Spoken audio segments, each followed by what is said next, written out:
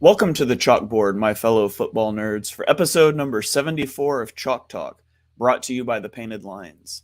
I'm your host, Shane Half, and you can give me a follow on Twitter at halfandhalf_TPL. I am flying solo today for the Week 4 NFL review, but there's a lot of games to get into, and so let's go ahead and dive into them. We're going to start, as we always do, with the Eagles game, which was a victory on Sunday in terrible conditions against the Jacksonville Jaguars. The Eagles win the game 29-21. They were in a situation that they hadn't really been in so far this year, and that was trailing early. The Jaguars came out and they scored to go up 7-0. Then Jalen Hurts throws a pick six on a terrible read, the worst decision he's made so far this year. And the Eagles found themselves down 14-0 against their former coach in front of their hometown fans in the middle of, a horrific weather game. The Eagles haven't really been punched in the mouth like they were on Sunday yet this season. They've somewhat been able to coast in games. They had, week one, obviously the Lions had the long drive, but the Eagles were up big at halftime and they tailed off in the second quarter. They were up big on the Vikings at halftime. They were up big. They've been up big every week, and they've sort of stalled out in the second half. Well, this time the Eagles had to play from behind, and you saw resiliency in the team as they didn't panic. Jalen Hurts took command of the game. He played well. The Eagles were able to run the ball on a day when throwing just simply wasn't working very well due to the wet and the wet weather and the wind. And you saw the team rally. That's an encouraging sign. If you're an Eagles fan looking at this game, the question had been what's going to happen when the Eagles get punched in the mouth, and they got their mouth bloodied in the first quarter. And they rallied. They scored 20 unanswered points in the second quarter, 29 unanswered points in the game, and they hang on for a 21-29 victory. Now, did they catch some breaks? They absolutely caught some breaks. Trevor Lawrence fumbled the ball 4 times, and a couple of them were strip sacks. One of them, he just dropped it. It was wet weather. There were 5 total fumbles, or 5 total turnovers for Trevor Lawrence. 1 interception on a great play by James Bradberry, and the 4 fumbles. And so the Eagles were banged up. They were dealing with some injuries. They came into the game without Avonte Maddox. They lost Darius Slay on like the 3rd or 4th play of the game. And so they were down 2 corners. They chose to put Josiah Scott in the slot, and they had Zach McPherson on the outside. And they benefited from the weather and the pass rush because there were some blown coverages. There were a couple blown coverages that the pass rush covered up by getting to Trevor Lawrence and either moving him off of his spot or getting a sack. There were also some coverage busts that Lawrence just didn't hit, and he probably hits those in better weather. And so this was an example of your pass rush and the weather a little bit bailing out some shoddy coverage. And you would expect a little bit of shoddy coverage rolling out your CB 4 and 5 in a game. The thing is that I thought they were both okay. I thought Scott and McPherson were both okay in man coverage. They really struggled in zone coverage, especially when it comes to the Eagles passing off routes and pattern matching. That's where you saw a lot of those busts. And to be honest, some of that went on Chauncey Gardner-Johnson too. I think Chauncey Gardner-Johnson has really struggled in his transition to safety. And that was sort of on display this game. Marcus Epps has definitely been the better safety for the Eagles so far, but they're able to overcome those busts in large part, again, because of the pass rush. The pass rush had a fantastic day. Hassan Reddick had 2 sacks. He had 2 fumbles forced, 2 fumbles recovered, a tackle for loss, and he is the NFC Defensive Player of the Week. Jordan Davis was flying around the ball. He had some really cool clips that I've cut up I'm going to put on Twitter later, blowing up the center, chasing down plays from backside pursuit. The Brandon Graham looked good in limited reps. Fletcher Cox looked good in limited reps. And you just see the pass rush rotation the Eagles have and the way that it is able to impact games. Huge shout out to James Bradberry, who had a game-saving interception potentially. The Eagles dialed up some sort of strange pressure. I'm not sure that they got that call right, because what ended up was 3 Jaguars on one side of the field with only James Bradberry in coverage, and Bradberry was able to read the eyes of Trevor Lawrence and make the play. So the Eagles defense coming alive in this game. It's a day to forget for Trevor Lawrence, who certainly didn't have his best game. Jalen Hurts, after the early interception, played really well. He ends up 16 of 25 for 204 yards and 1 interception while taking 2 sacks. His stats don't look great. His QBR is low. It doesn't matter. He had a really good game after that initial interception. He ends with 16 carries for 38 yards rushing, which again doesn't look good, but his legs is what made this offensive rushing attack go. The Eagles playing down 2 offensive linemen, constantly facing heavy boxes, and he was able to constantly draw attention from Jaguars linebackers and defensive ends. Josh Allen was so sick of Jalen Hurts by the end of this game.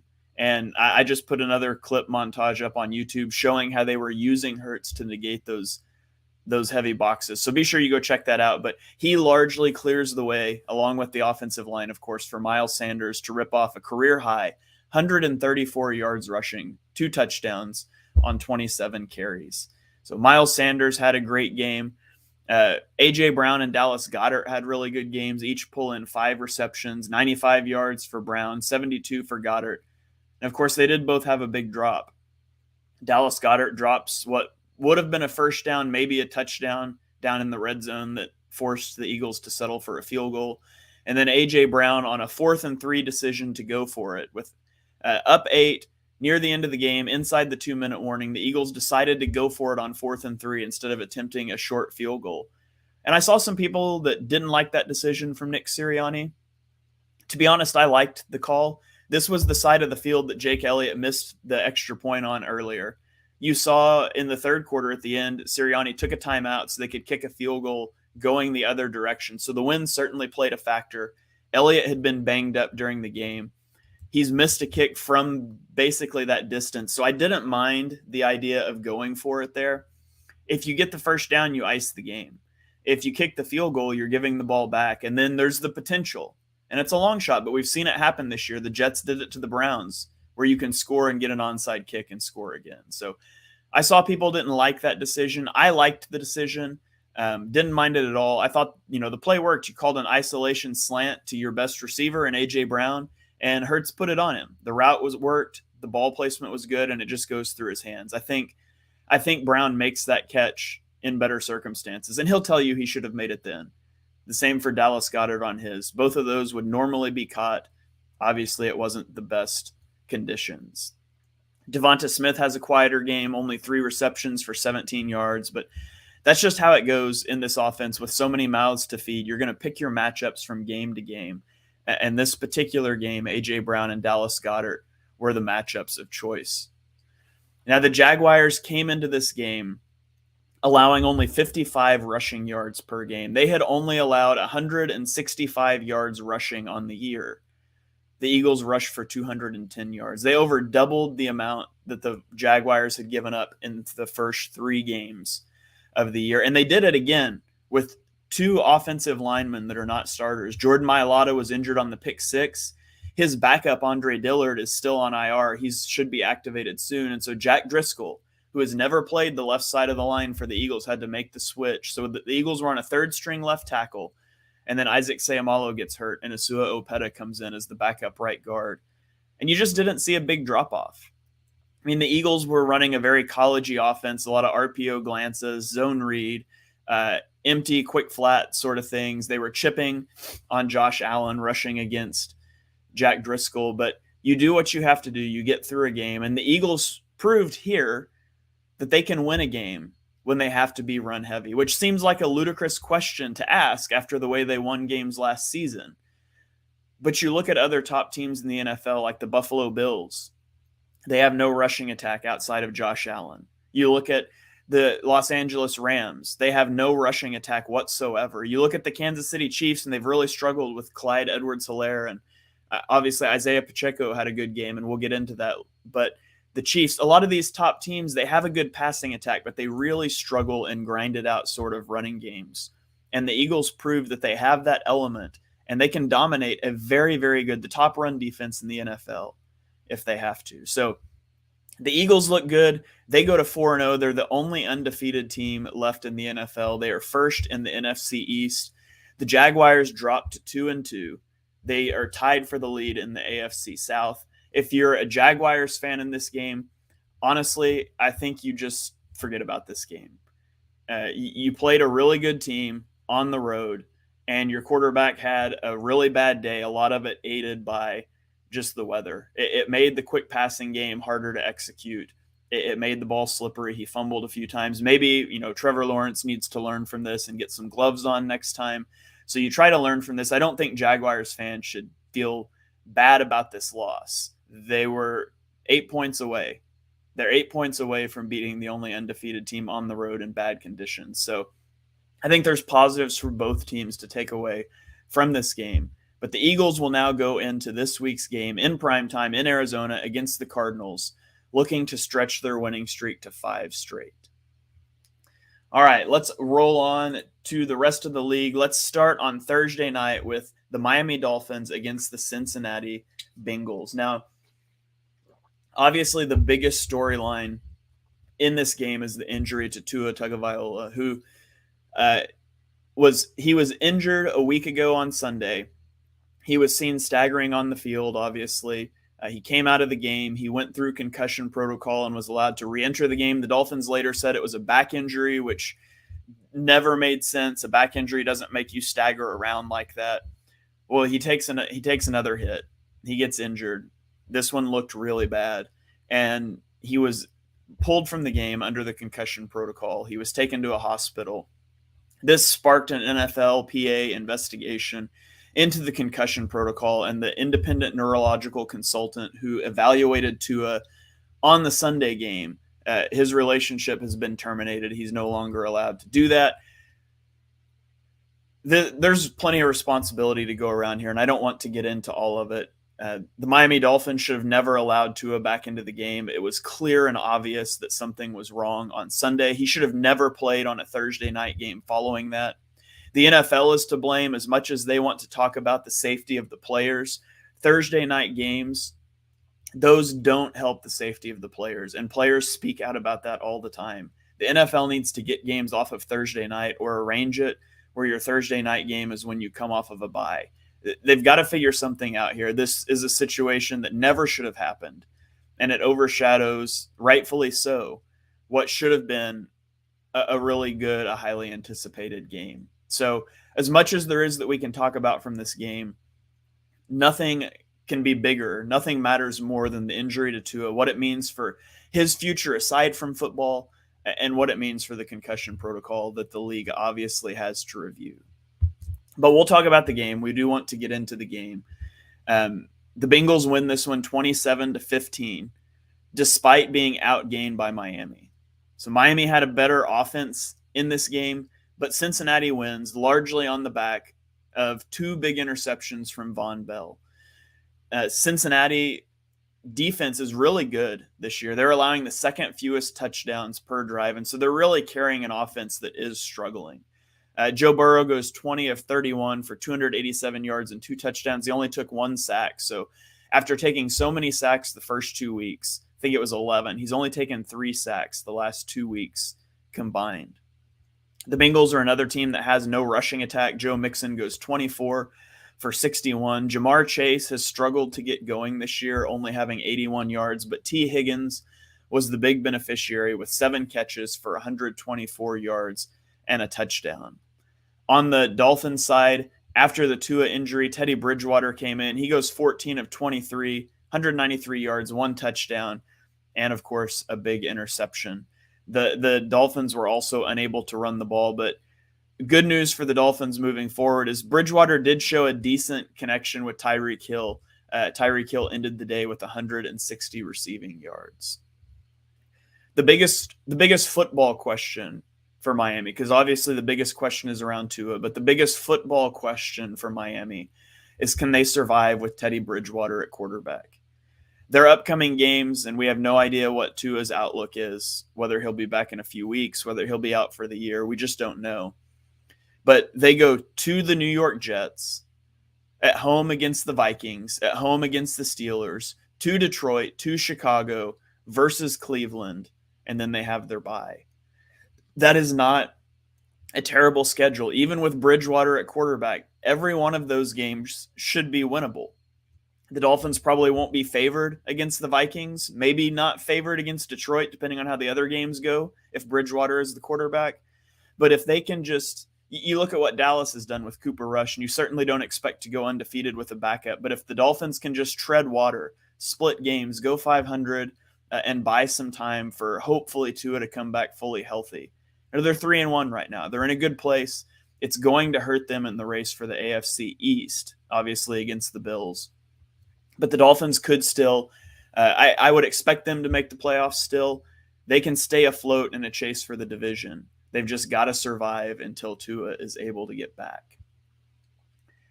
Okay, let's move on to London. The Monday morning game was the Minnesota Vikings against the New Orleans Saints in London. Minnesota wins this game 28-25. Kirk Cousins goes 25 of 38 for 273 yards, a touchdown, and an interception.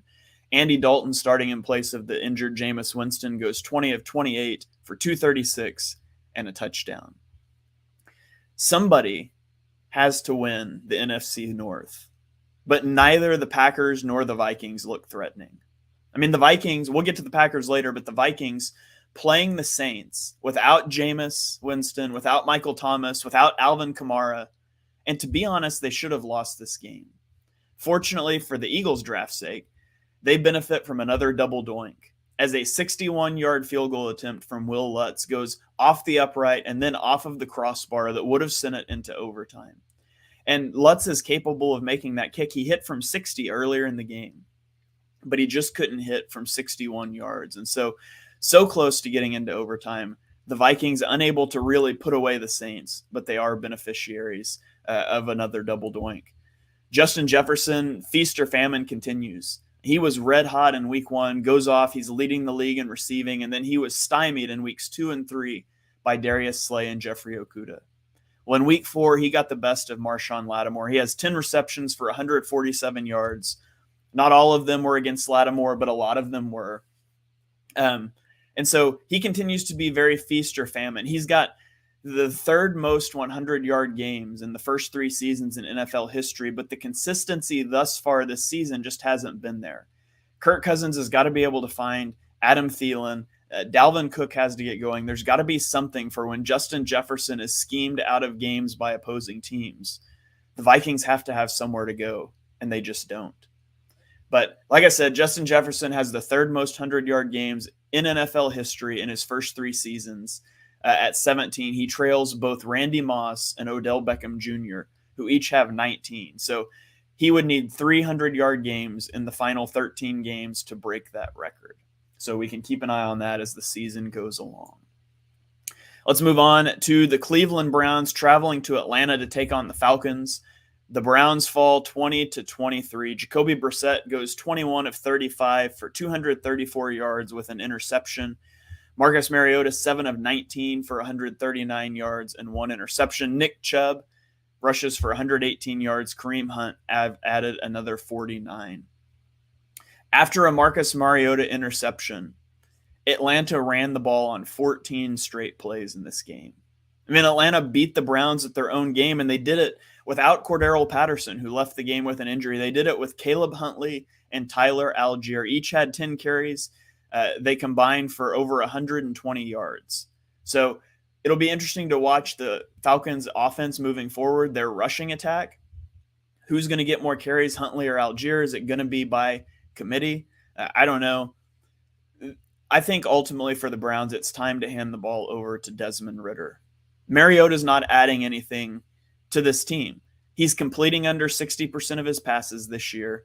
He's got 4 interceptions. He's got, I believe it's 6 fumbles. He's rushed for under 100 yards, so he doesn't even add to the rushing game. Desmond Ridder can run this run-heavy play-action offense. And I bet he can probably manage to find Kyle Pitts and Drake London in the passing game. And Kyle Pitts, 1 reception for 25 yards, Drake London, 2 for 17. It's clear that Arthur Smith does not trust Marcus Mariota.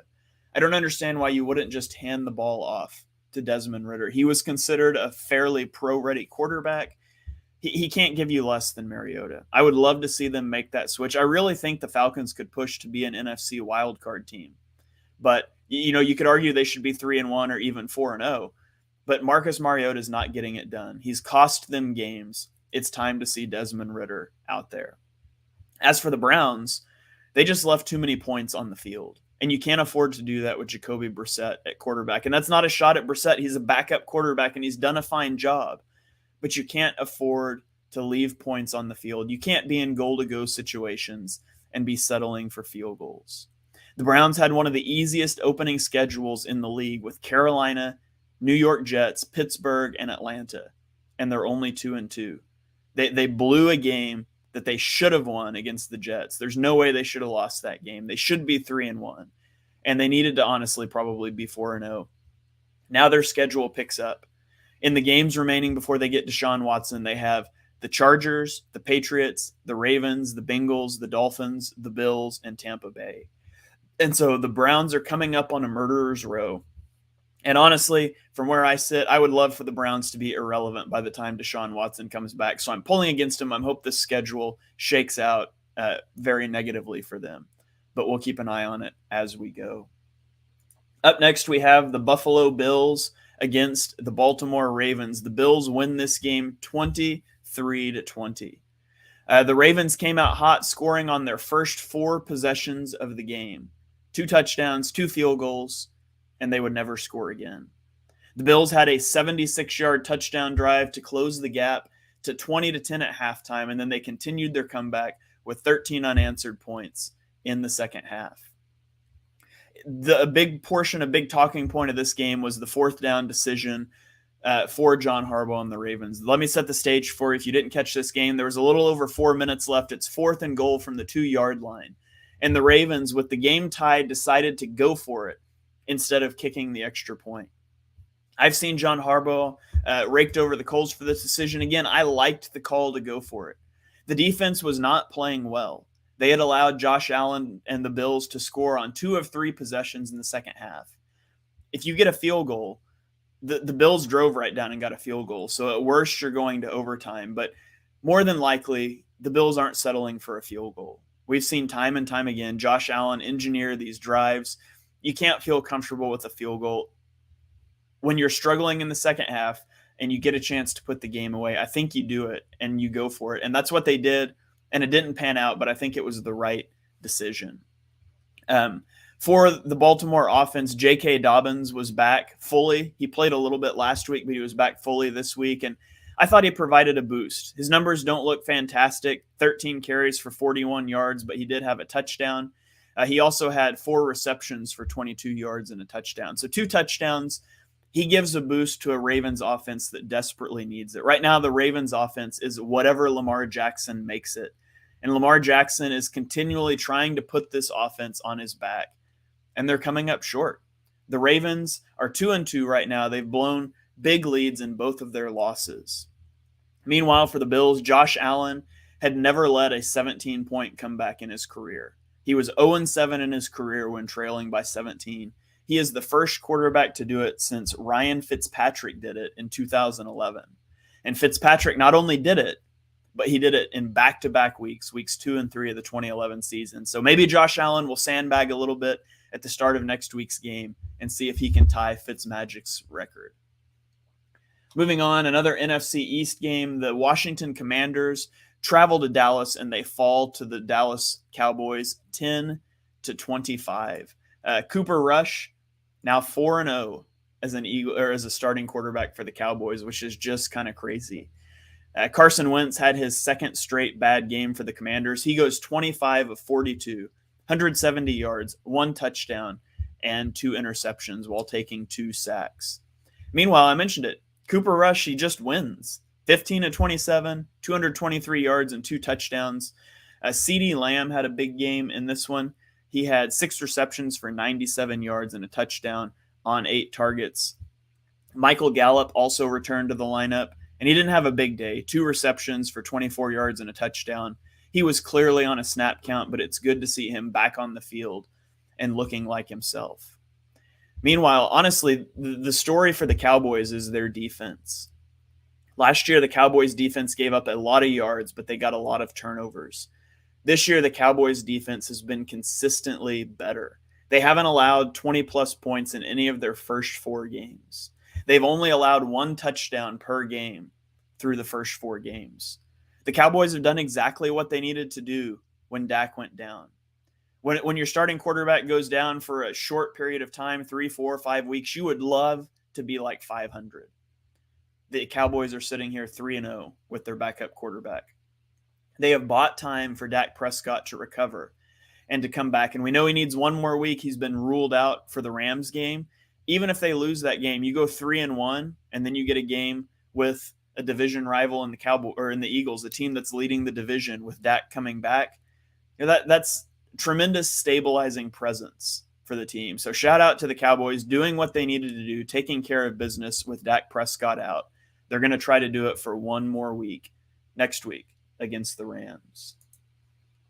Now let's move on to one of the crazier games of the week. It was the Seattle Seahawks against the Detroit Lions. The Seahawks win this game 48-45. Let Geno Smith cook.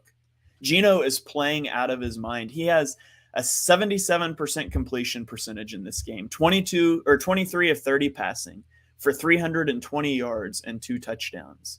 He also rushed for 49 yards. This is the first time in Geno's career he has gone back-to-back games with 300-plus passing yards. And he's doing it in an offense that, if we can just be honest, looked better last year with Geno Smith than it did with Russell Wilson. His offense certainly looks better this year than Russell Wilson's offense in Denver, which was supposed to be a playoff contender. Geno Smith has gotten a chance to start in Seattle, and he's looked very good. I'm not saying Seattle is going to commit to Geno Smith and make him the quarterback of the future, but it's been a nice storyline for Geno, who was largely written off after the start of his career with the Jets, and he's playing really well. He leads the league in completion percentage over expectation at plus 10%, and that's almost double second place on the list. So shout out to Geno Smith, playing really well. Rashad Penny also has a huge game here. He goes off for 151 yards and 2 touchdowns. Seattle's offense did not punt in this game. And now through 4 games, the Detroit Lions defense has allowed the most points in NFL history through 4 games. Seattle's defense is also atrocious. They surrender 45 points to a Lions offense, missing DeAndre Swift. It's missing Amon-Ra St. Brown and DJ Shark, but Williams goes for 108 yards and 2 touchdowns. TJ Hawkinson almost has 200 yards receiving. This game was scoregami. There's never been an NFL game before that has ended with a score of 48-45, but there has been now. And the fun fact for the day, Jared Goff has been a starting quarterback in 3 of the 4 games in the past 5 years that have had 90-plus points scored. So you want shootouts, I guess, maybe you need to get Jared Goff under center, another guy who has played better than expected this year in the Lions offense. Moving on, we have the Chargers at the Houston Texans. The Chargers win this game 34-24. Justin Herbert goes 27 of 39 for 340 yards and 2 touchdowns. Davis Mills, 26 of 35, 246 yards, 2 touchdowns, 2 interceptions, and 4 sacks. The Chargers' offensive line in this game actually looked pretty good, especially considering 6th-round rookie Jamari Salyer was playing left tackle. Obviously, Rashawn Slater hurt, potentially season-ending biceps injury. They're acting like he might be able to come back near the end of the year, which would obviously be huge news for the Chargers. Herbert was only sacked once in this game. He was only hit twice, and protecting Herbert is of the utmost importance as he nurses that rib injury. That said, the Chargers are letting games get away from them down the stretch. They were up 17-7 on the Chiefs in week 2, and they ended up losing that game by 3. They were up 24-10 week 1 on the Raiders, and the Raiders came back. Now, the Chargers would hang on to win, but it was closer than it ever needed to be. They were up 27-7 in this one, and they let the Texans back into this game and make it interesting. The Chargers have got to figure out a way to put away games. You can't keep relying on fourth quarters to win tight games that never should have been tight to begin with. And so that's something to monitor. As the Chargers, they're just going to try to stay relevant for the playoffs and hopefully get Joey Bosa back, hopefully get Rashawn Slater, J.C. Jackson, Keenan Allen, all these guys that are injured. Hopefully they can maintain footing in a playoff race long enough for those guys to get back.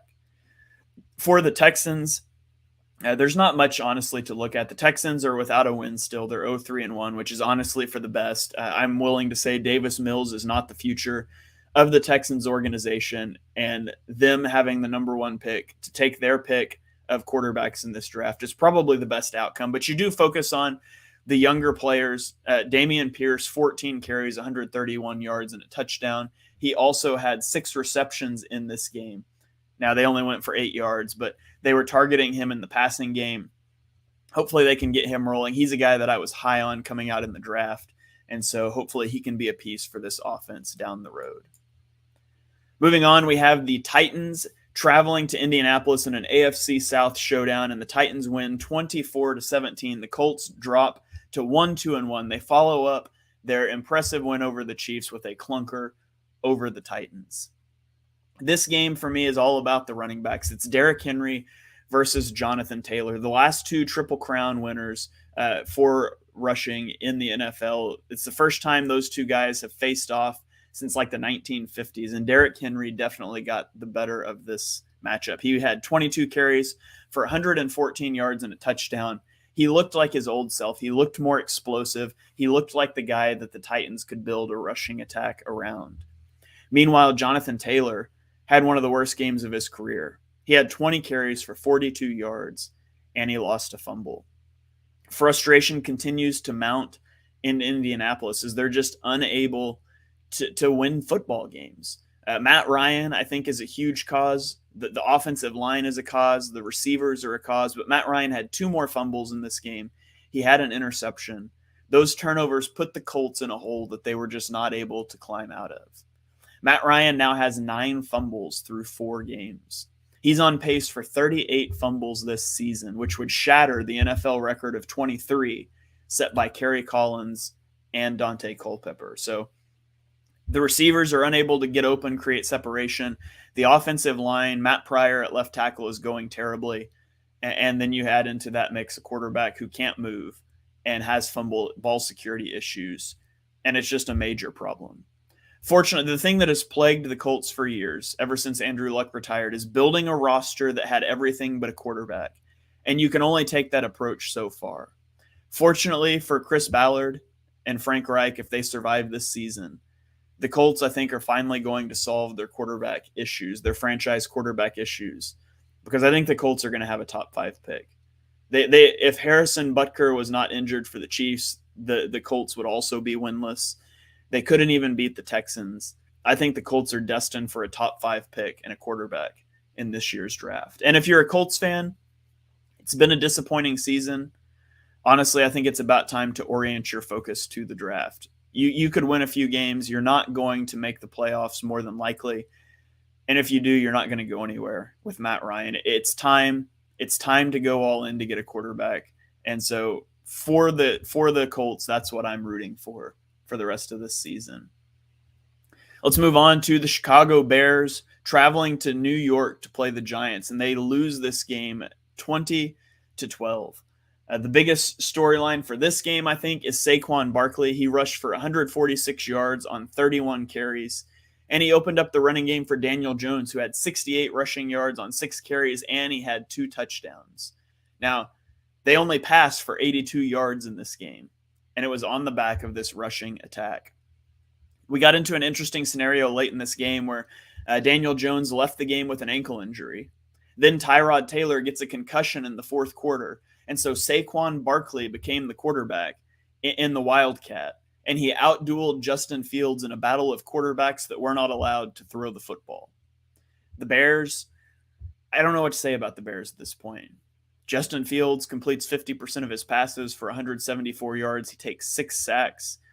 The Bears can't stop the run. They're a bad football team. And I don't know what the Bears are going to do. Justin Fields doesn't look like the guy. Justin Fields has also been put in a terrible situation. I like that at least they let him throw the ball a little more this game. They've got to figure out by the end of the season, are you going to try to build around Justin Fields? You will have wasted 2 years of his rookie window. Are you going to try to build around him, or are you going to move on? And the only way to do that is to let him run a passing offense. And I know the offensive line's not good. I know the receivers are bad. This is a situation you put yourself in. Let's see if we can evaluate him. He did have some good connections with Darnell Mooney, and so hopefully they can build off that. I'm still holding out hope for Justin Fields, but it is getting dimmer as the weeks go by. Now the Bears, again, they just can't get out of their own way. Like, Justin Fields would have had the opportunity to engineer a game-winning drive, but Velus Jones, making his rookie debut, muffs a punt at the 2-minute warning. First start of his career, he muffs the punt, and the Giants recover and are able to just run out the clock. So continual bad breaks for the Bears. They dropped 2-2, and we'll see what they are able to do down the stretch.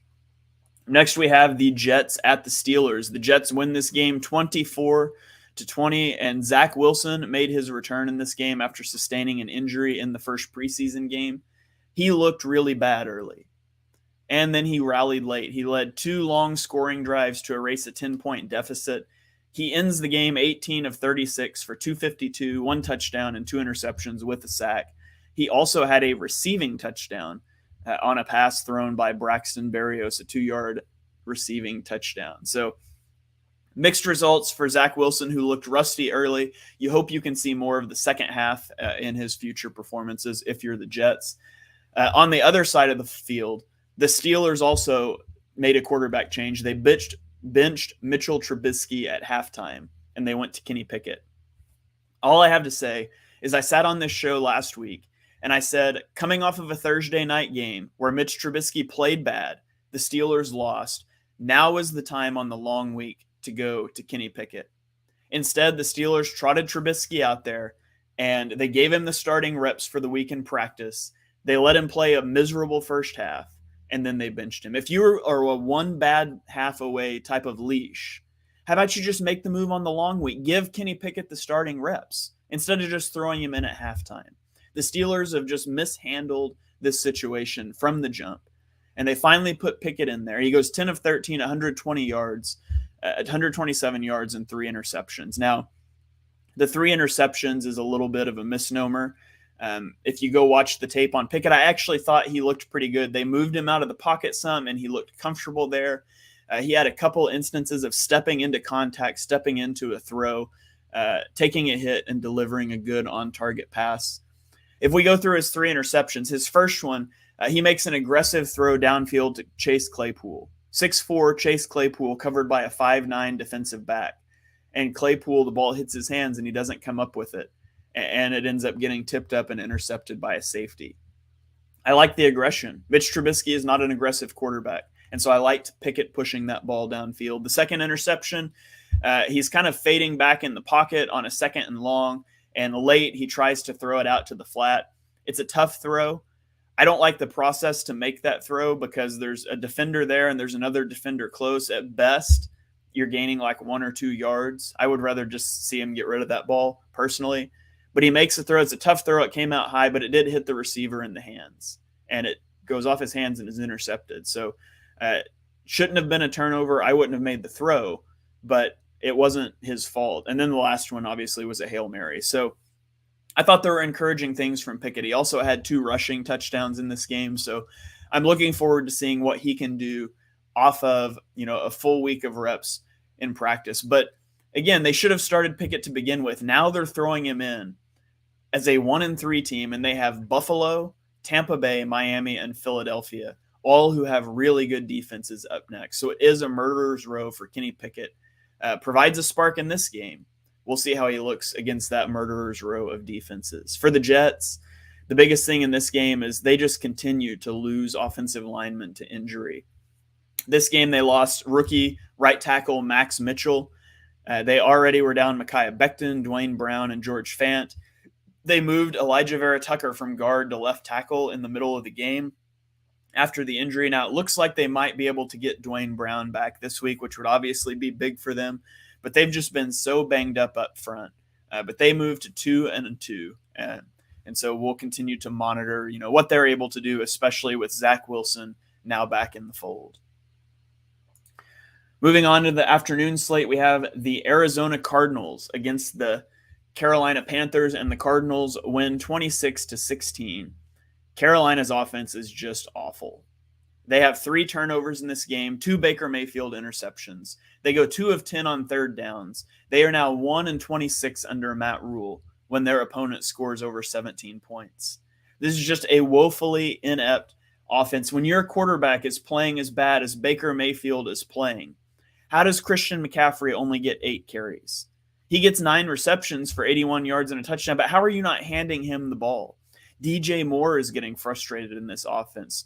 You've got Brian Burns on the defense. You've got some good players. You have talent. You just do not have a quarterback. And a lot of that is because you do not have a head coach. The most exciting thing to follow for the Panthers moving forward is if Matt Rule is going to be able to scapegoat Baker Mayfield like he did Joe Brady last year and somehow actually survive this season. I don't think he is. I think they're both gone next year, but survivors survive, and he survived last year when it was clear that he was the problem with this football team. For the Cardinals, Kyler Murray goes 23 of 32 for 207 yards, 2 touchdowns, and 1 interception. Not much going in the rushing game for them, to be honest. Marquise Brown has 6 receptions, 88 yards, and a touchdown. Zach Ertz has 6 receptions for 47 yards and a touchdown. The Cardinals are just a bad football team. They are poorly coached. They have no offensive structure, and they come alive in the second half when Kyler just takes over the game. Their offense, the only plan they have is Kyler bail out our lack of an offensive plan.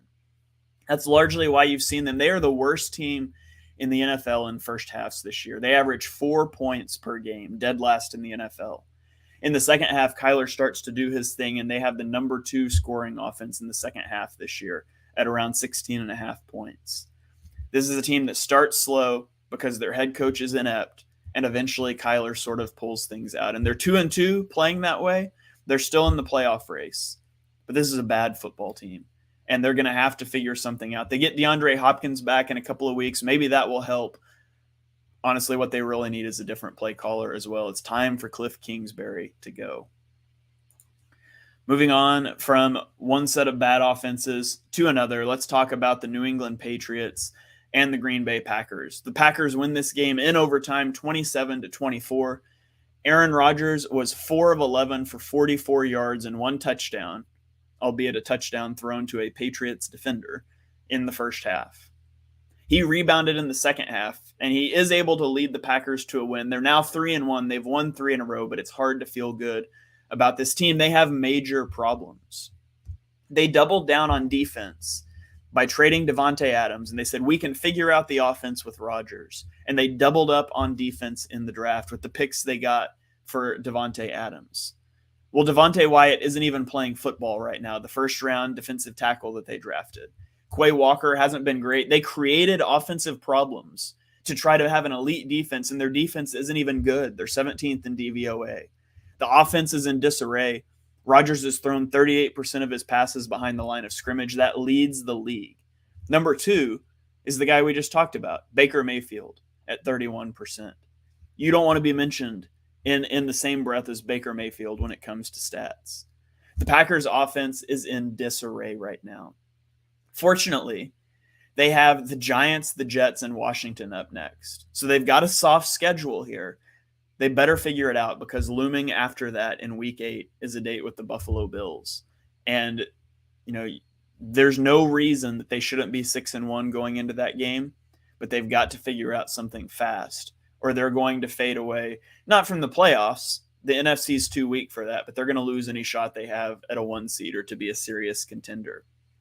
On the Patriots side of the ball, Bailey Zappi came into this game. Mac Jones has the injury to the ankle. He was out. Bryant Hoyer gets injured in the first half, and Bailey Zappi enters the game, and he goes 10 of 15 for 99 yards and a touchdown.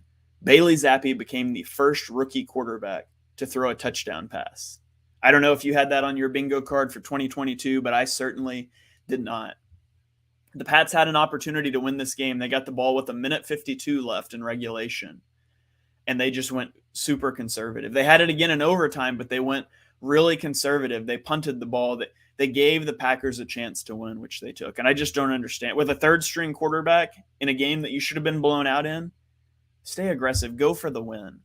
They probably don't have a great selection of plays that they've worked with their third-string rookie quarterback, but do something. Don't just punt the ball. Don't just run the ball. Go try to actually win the football game. And so the Patriots drop to 1-3, while the Packers move on to 3-0. Up next, we have the Denver Broncos traveling to Las Vegas to take on the Raiders. This was the Josh Jacobs game, as the Raiders ride Josh Jacobs to a 32-23 win. Jacobs had 28 carries for 144 yards and 2 touchdowns. He also added 31 yards receiving in this one. His rushing yards was a career high. This is the third time in his career he's gone over 100 yards on the Broncos, so he just loves to play against the Broncos.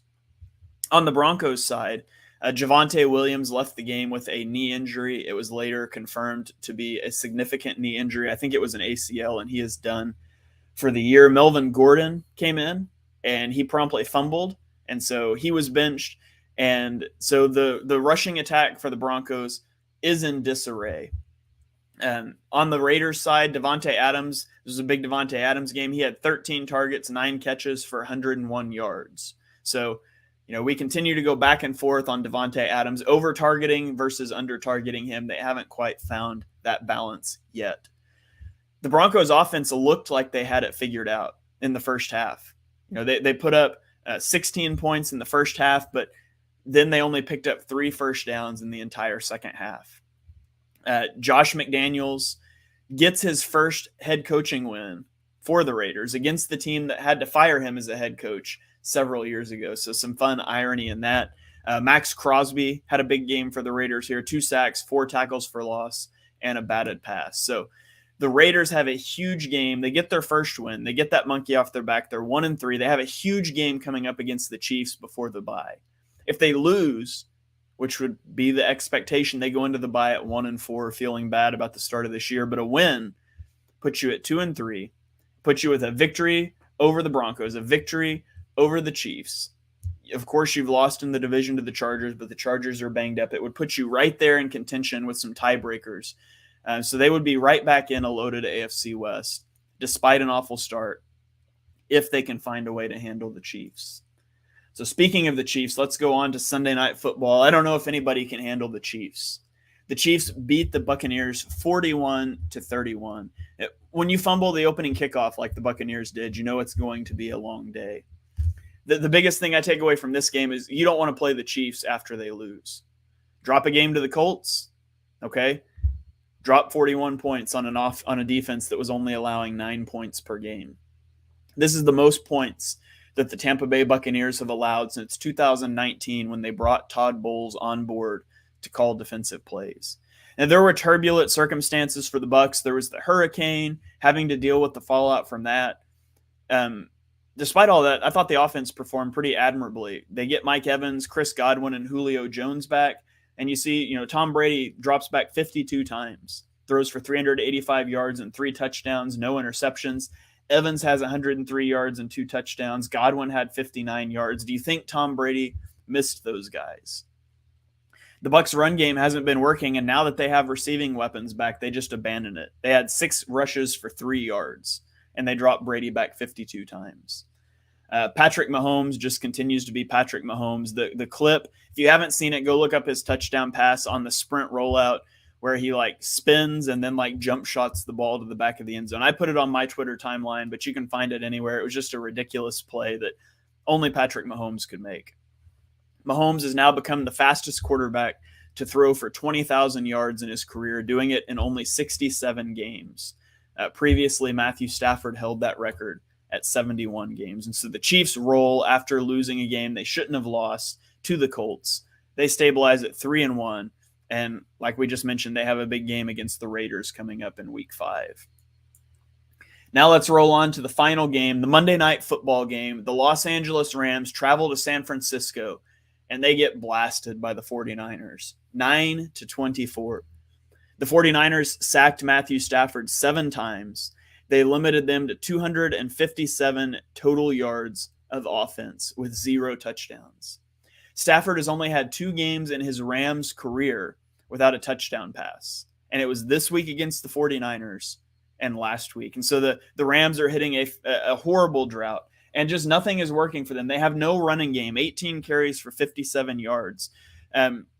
Allen Robinson is just a ghost. He had 6 targets in this game, and he had 7 yards. Cooper Kupp is the only thing working for this offense. And when you only have one thing that works for your offense, opposing defenses can take that down. Not making a first-round draft pick since 2016 is finally catching up with the Rams. There is just, it sounds crazy to say, there's just not enough talent on this team. They've taken the stars and scrubs approach as far as it can go, and I think we're on the downhill slide of this. So the Rams, they obviously still going to be a contender for the playoffs because the NFC is not great and 7 teams have to make it. But there's serious concerns about the Rams after their first 4 games of the season. For the 49ers, Jimmy Garoppolo, not a great quarterback. 16 to 27, 239 yards and a touchdown, but they're able to win the game on the back of a back-breaking defense and Deebo Samuel. Deebo Samuel really padded the stats for Stafford. Here he has 6 catches for 115 yards and a touchdown, including a 57-yard touchdown that was mostly yards after the catch, and it really padded Jimmy G's stats. He is integral to this offense, both for his manufactured touch ability, both at wide receiver and at running back, and just his yak ability. Jimmy G is not going to be a dynamic quarterback, and so you need that dynamic playmaker. A late pick 6 in this game is what sealed it. Stafford was driving down the field, a late pick 6, and it was a pass intended for, you guessed it, Cooper Kupp. The only guy that Stafford will throw the ball to. The Rams step through it, run it back for a touchdown. The Rams have now lost 7 straight regular season games to the 49ers. So the Rams defense has just been phenomenal this year. They've allowed 11.5 points per game through the first 4 weeks. And so the Rams, the 49ers, it's going to be an interesting division to see play out. Maybe the Seahawks can get involved if their defense can get better, if Geno Smith can sustain his level of play. It's certainly going to be an interesting division to watch shake out, a division that I didn't think would be that competitive with the Rams coming off the Super Bowl, but they've really taken a big step backwards through the first 4 weeks. Well, that's going to do it for episode number 74 of Chalk Talk. Thank you for joining us. If you enjoy what you heard on the show, and we know that you do, make sure you smash that subscribe button so you don't miss the next episode. Drop us a 5-star rating and review on Apple Podcasts. It really helps the podcast out. You can give me a follow on Twitter at @halfandhalf_TPL. Make sure you check out the all 22 videos I put out yesterday. I'm going to be putting out later today. They're all on my YouTube channel, so be sure you're subscribed there as well. And again, you can also catch me on the Bleeding Green Nation feed for post-game reaction shows and then an additional show that's going to be launching next week. So be sure you check all of that stuff out. If you've got any feedback on the show, any questions you want to get off, send me a DM. My DMs are always open. So from me, from the Painted Lines, thank you guys for joining us, and we'll see you next week.